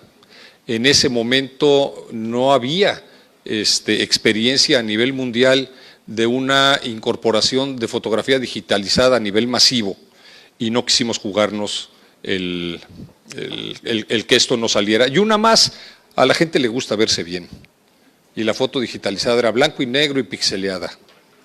De veras, hicimos grupos de enfoque, hicimos encuestas y la gente decía, no, yo no voy por la credencial, ¿sí? De hecho, en los módulos pusimos jícaras con agua y peines, ¿sí? Bueno. ¿Qué hicimos en esa ocasión del 91? Bueno, la técnica censal, el grupo que estuvimos a cargo de esto, pues veníamos de trabajar en el Instituto Nacional de Estadística, Geografía e Informática, o sea, éramos ratas de campo, sabíamos perfectamente cómo hacer un enrolamiento, ese es un asunto fundamental.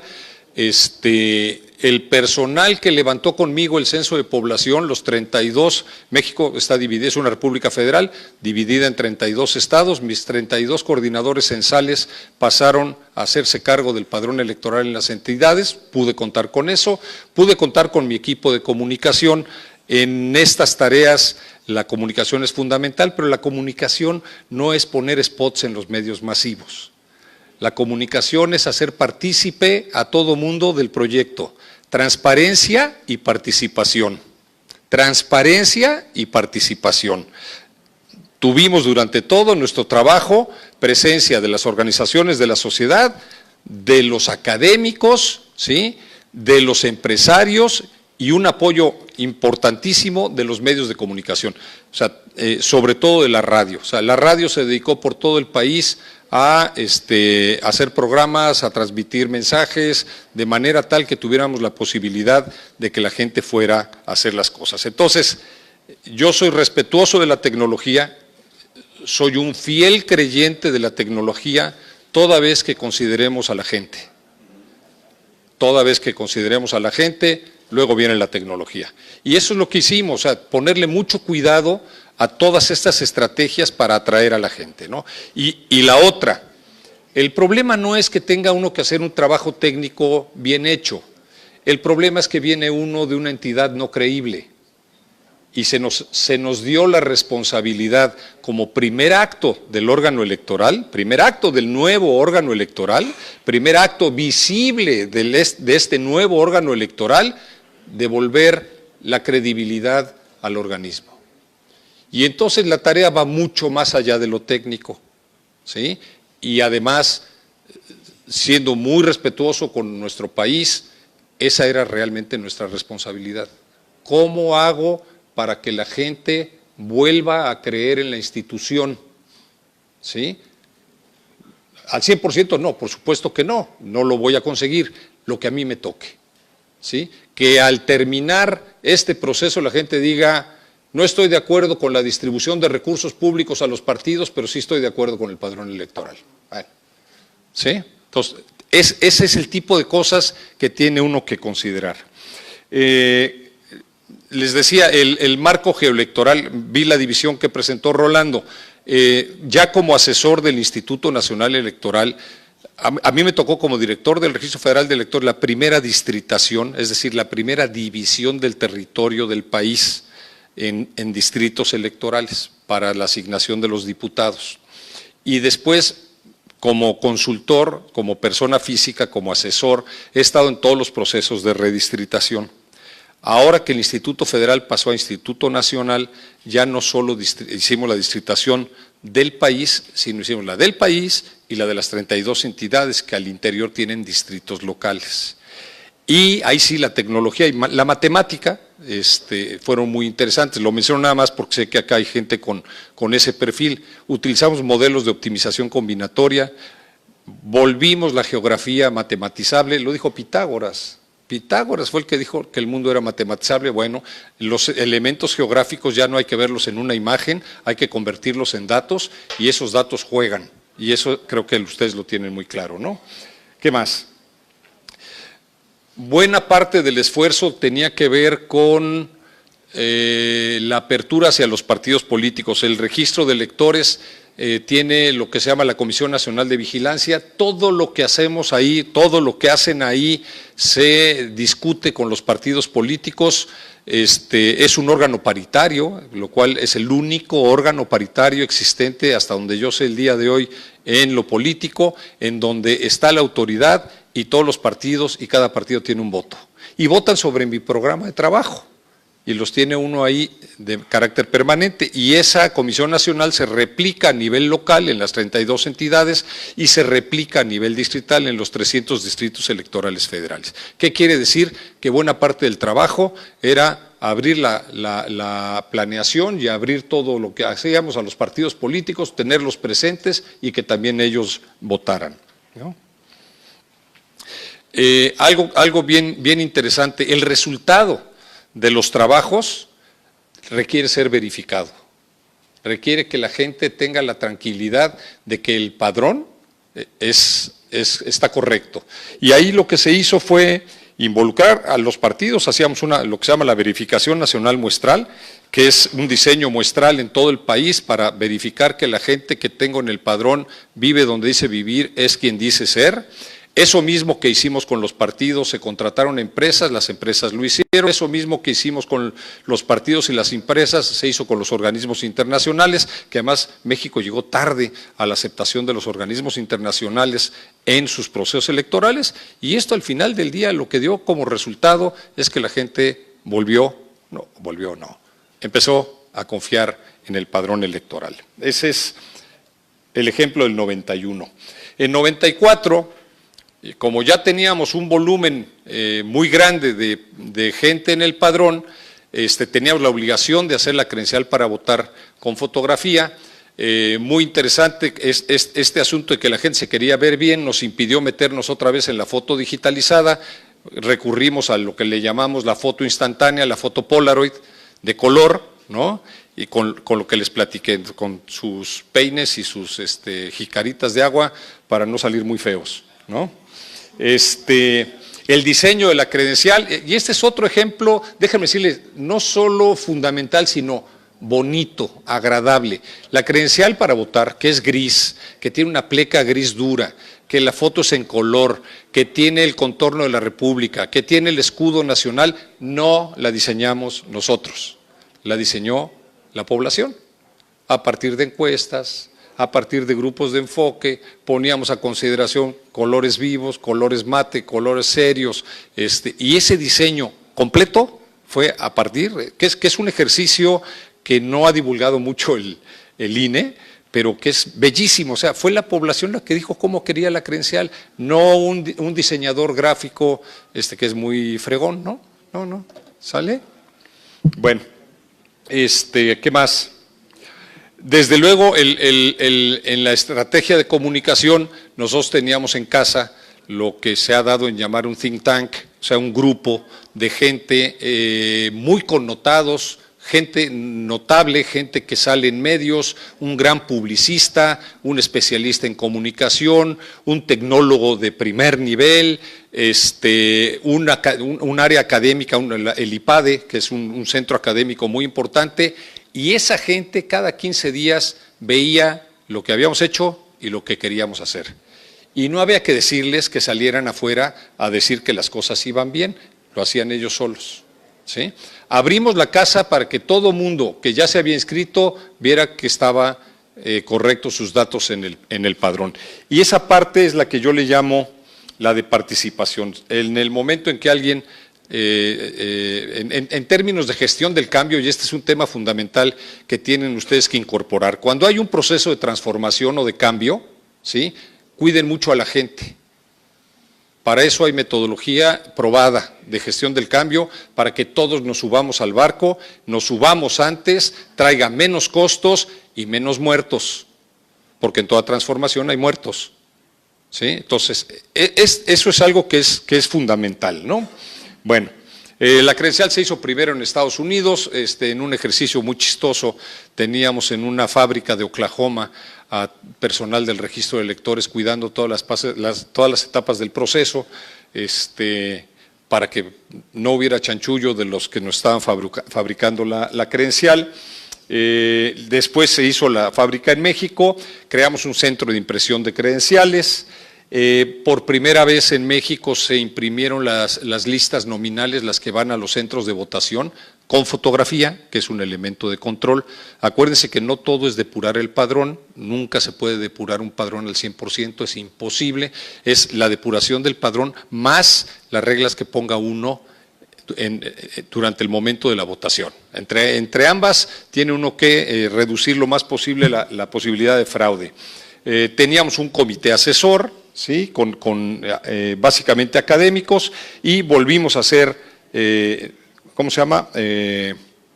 verificaciones que mostraron que la confianza del padrón estaba arriba del 98%, ¿sí? Bueno, aquí pedí permiso al Registro Federal de Electores del INE para pasar 5 laminitas. Ahí viene cuáles son las atribuciones de la Dirección Ejecutiva del Registro Federal de Electores: integrar, actualizar, depurar el padrón, proporcionar listas nominales de electores y verificar el porcentaje de ciudadanos que apoyan las consultas ciudadanas, que apoyan las solicitudes de consulta popular, expide la credencial, actualiza el marco geográfico. Hay en México 2 instancias que están permanentemente en campo actualizando el marco geográfico, por un lado el INEGI, el Instituto Nacional de Estadística, y por otro lado el Registro Federal de Electores. Aseguran la integración y funcionamiento de las comisiones de vigilancia que ya mencioné y apoyan a los órganos públicos locales electorales, que son las autoridades en los estados. Bueno, ahí ven, por ejemplo, en el 91, en el primer ejercicio que hicimos, pues tuvimos cerca de los 40 millones de credenciales entregadas. Hoy en día el padrón ya tiene los 90 millones, al día de hoy el padrón electoral mexicano, ¿sí?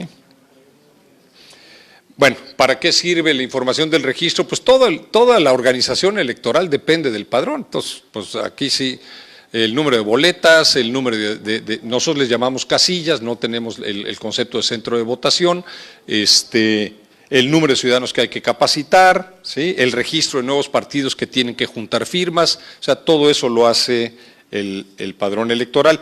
Una más. Hoy en día, en términos de identificación de personas, el Registro Federal de Electores hace 60,000 investigaciones por día. Por día. O sea, 60,000 verificaciones de identidad, ¿sí? Bueno, y finalmente, la parte de la distritación, que es fundamental, que es el volver los espacios geográficos lo más cercanos en términos de población, para que no exista, y además en una forma lo más parecida a un polígono, de manera tal de evitar el gerrymandering.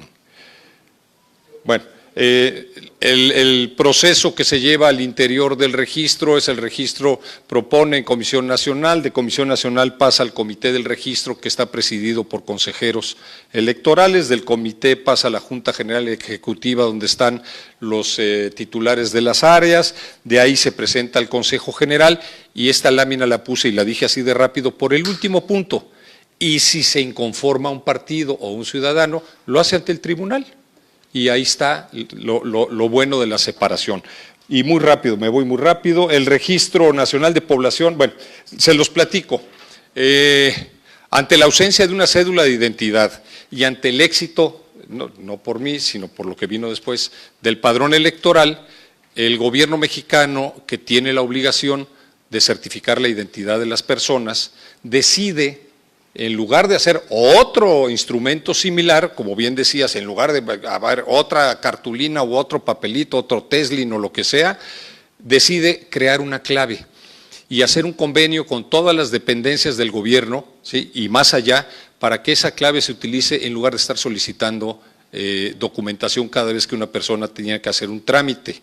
Lo interesante aquí es que en algún momento el IFE, porque todavía era IFE, el Instituto Federal Electoral y el gobierno se ponen de acuerdo para compartir las cosas. Y entonces, en mi credencial para votar viene mi número de la cédula única del registro de población, que allá lo conocemos como la CURP, ¿sí?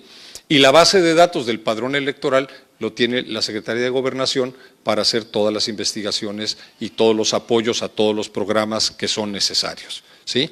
Es un caso diferente al de Honduras. Nosotros ya estoy casi seguro que sería muy complicado tratar de hacer una cédula de identidad, no tiene sentido, teniendo la clave es más que suficiente, y bueno, hoy en día ya nadie discute en México, ni los partidos, ni la sociedad, sobre el padrón electoral, y esa fue un elemento que le empezó a dar confianza y credibilidad al Instituto Electoral, ¿sí? Yo voy a poner esa lámina que me hizo mi hija, y entonces, pues, muchas gracias.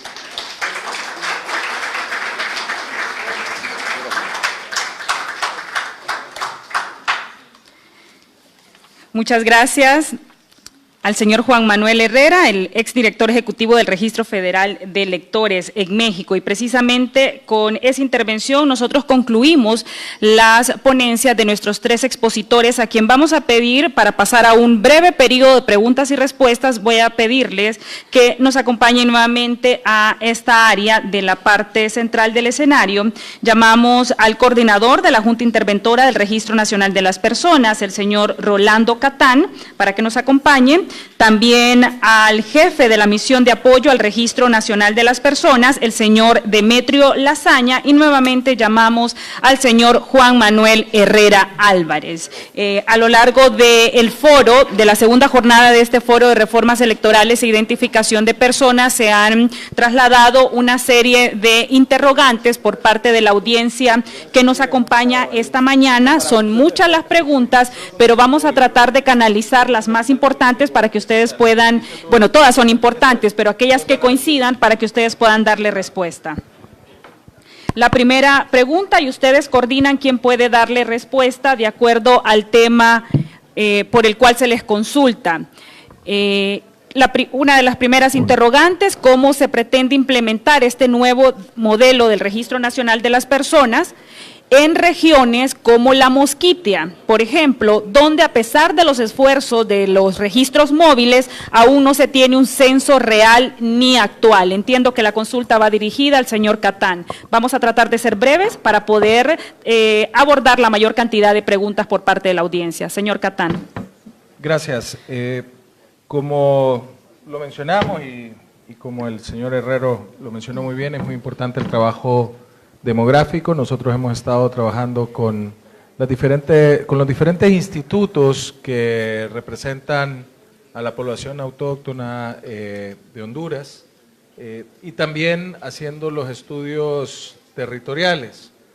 El momento del enrolamiento, las cuadrillas que se encargarán del enrolamiento tendrán diferencias. Por ejemplo, en Tegucigalpa y San Pedro Sula será personal local que será capacitado para ahorrar en viáticos, para ahorrar en transporte, etc. Y en el interior del país las cuadrillas serán móviles. Pero en el caso de las regiones de difícil acceso, como las regiones insulares de Honduras, en el caso de las Islas de la Bahía y en el caso de la Mosquitia, y sobre todo en la parte sur de Gracias a Dios, tenemos lo que se conoce en la jerga registral los apátridas. Tenemos un problema muy fuerte de subregistro, tenemos desafíos idiomáticos y tenemos desafío de personal técnico. Para ello ya hemos iniciado, digamos, a trabajar los manuales en cada uno de estos aspectos. Creo que es muy importante la identificación muy clara del problema para lograr la inclusión. Ya tenemos identificados los puntos estratégicos en donde estarán nuestras cuadrillas. Normalmente se llegaba únicamente a la parte de Huampusirpe, por ejemplo, y tenemos una oficina auxiliar, etcétera, pero vamos a ir recorriendo las 35.000 aldeas, considerando los factores idiomáticos a la hora de hacer el registro y poder sanear toda esta zona. Hay que decir que la zona de la Mosquitia, así como la zona fronteriza con El Salvador, también es parte del programa PUICA de la OEA y hemos tenido ya en el tiempo cuadrillas especializadas haciendo ese trabajo de identificación. Lo que me queda es, si la persona que hizo la pregunta es área interesada, por cuestión de economía del tiempo, que se pueda aproximar. Yo no dije mi correo electrónico, es rolando.catan@rnp.hn, porque para cada una de estas regiones hay un plan sumamente detallado que es más amplio de lo que hemos hecho. Muy bien, la segunda consulta se traslada al señor Juan Manuel Herrera. En México, como en Honduras, existe una conexión entre el Registro Nacional de las Personas y el censo electoral que permiten a las instituciones gubernamentales en algún momento discriminar a los aplicantes que no hayan votado por el partido de turno, el actual. ¿Cómo puede cambiarse esto? Bueno, de entrada la afirmación es falsa, ¿no? O sea, eso de que hay una discriminación o una segregación por quién votó a alguien. El voto es secreto y el voto se mantiene secreto y no hay posibilidad de saber por quién votó la gente. El sistema electoral tiene todos los candados y todas las garantías para que la gente no sepa, para que nadie sepa por quién se vota. Entonces, de entrada, pues la premisa es falsa, no habría más que contestar. La siguiente pregunta al jefe de la misión de apoyo al Registro Nacional de las Personas, el señor Demetrio Lasaña. Además del componente operativo y presupuestario y tecnológico, como claramente se ha abordado en este foro, ¿qué papel juega el componente ético y el de control de procesos, tomando en cuenta también la reciente situación que se ha vivido en nuestro país con el recién pasado proceso de elecciones y todas las también situaciones que fueron ventiladas en el marco de este proceso? Gracias. Bueno, yo creo que el papel ético y moral juega es muy importante adentro de una institución pública para que la confianza entre los ciudadanos y las instituciones, que incluyen los partidos políticos, gobernanza y todo eso, sea garantizado y que siga creciendo. No se hace un secreto acá del hecho que, por ejemplo, el problema que surgió con el censo electoral, que fue manipulado en los años pasados por parte de partidos, es un ejemplo de donde falta un papel ético y moral adentro de este tipo de institución. Yo creo que, por ejemplo, adelantándonos en las operaciones que van involucrando también el Registro Nacional de las Personas, se necesita que la ley de carrera registral sea considerada por parte del Congreso para permitir que se crezca una cultura de la identidad más desvinculada de los partidos políticos y más vulnerable. Y en ese sentido, otras operaciones como la del enrolamiento, creo que tendría que ser tercerizada a personal técnico. Muy bien, creo que nos da el tiempo para una ronda más, si están de acuerdo, y algunas preguntas coinciden, así que vamos a tratar de unificarlas. Al coordinador de la Junta Interventora del Registro Nacional de las Personas, algunos de los miembros de nuestra audiencia preguntan en el caso particular o cuál es el papel que juega en todo este proceso el reconocimiento legal de las personas trans, también de los sectores garífunas y cómo garantizar la identidad de género en el marco de este proceso. Bueno, es muy interesante que las preguntas estén orientadas a la inclusión. Decir que el trabajo del Registro Nacional de las Personas, y como lo hablé al inicio de la exposición con un nuevo logo, ese logo quiere representarnos, ser una institución totalmente inclusiva. Nosotros tenemos un marco legal y a ese marco legal debemos de obedecer. Hemos tenido reuniones con diferentes sectores y hemos dejado en claro que el Registro Nacional de las Personas, y que quede muy claro, no tiene ninguna limitación técnica o operativa para hacer cualquier tipo de inclusión que el soberano Congreso Nacional apruebe. Con el tema de eso en cuanto a temas de matrimonio igualitario, temas en cuanto al registro fotográfico, hay que considerar también que si bien es cierto a la población le gusta salir bonita en la foto también es una característica científica que hemos estudiado. Y vamos a tomar el patrón fotográfico en el caso del rostro de dos formas, de frente y de perfil. Y esto nos permitirá que los motores biométricos puedan trabajar, digamos, los puntos de la conformación de las orejas.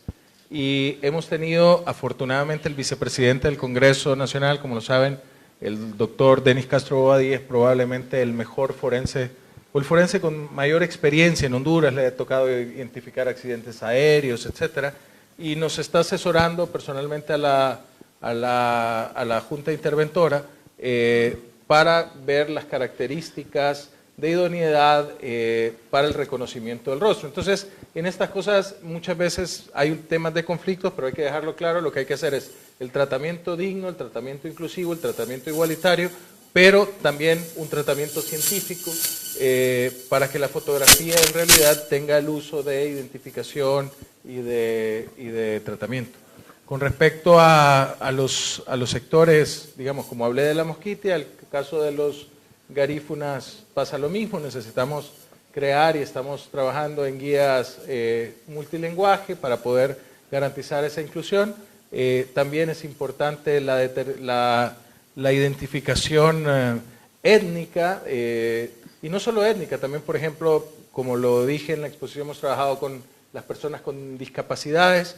Esto nos va a ayudar a poder tener un censo de los diferentes sectores que conforman la patria, para que puedan trabajar en base a las políticas específicas, a la representatividad, a entenderse también como colectividad y poder apoyarles en todo el trabajo de inclusión.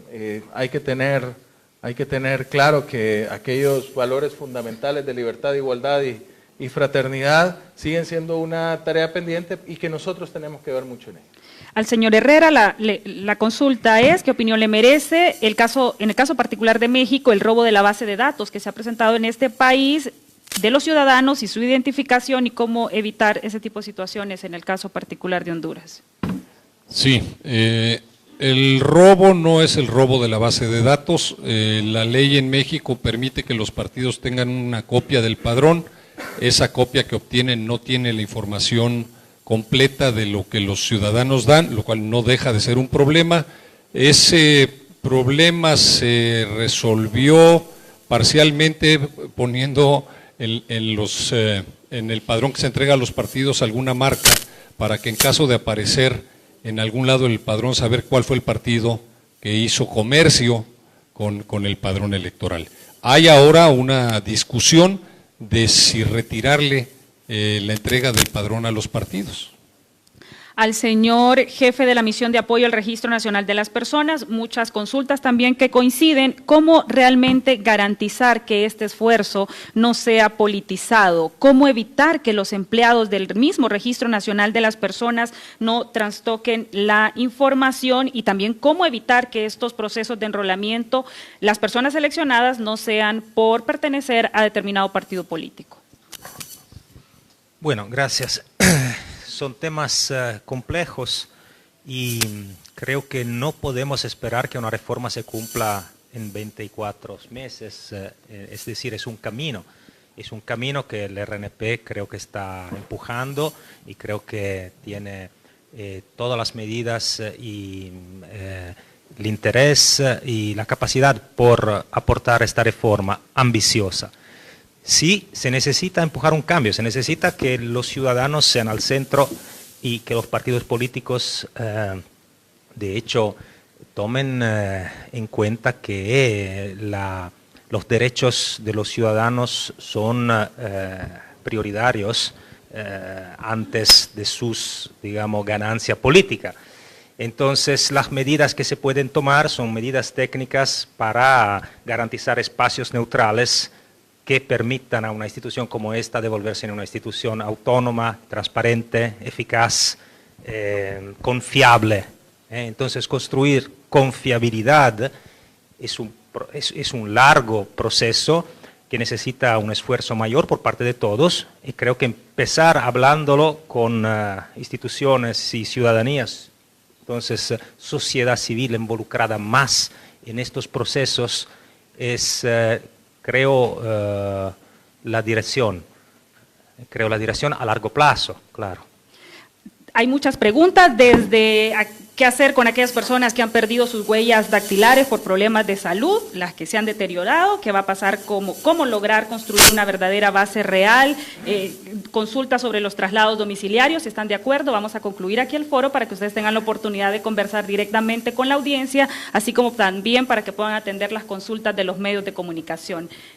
Muchísimas gracias. Yo quisiera que ¿sí? Tal vez ASJ nos ayuda a publicar las preguntas en el Twitter, y nosotros nos comprometemos en la cuenta del Registro Nacional de las Personas, que sigan nuestra cuenta de las redes sociales, a responder cada uno de los casos desde la cuenta oficial del Registro Nacional de las Personas. Es un compromiso. A través de las redes sociales de la SJ pueden dar seguimiento a las respuestas ante estas preguntas. Muchas gracias a ustedes por acompañarnos. Les recordamos que este foro se va a replicar el día de mañana en la ciudad de San Pedro Sula. Gracias.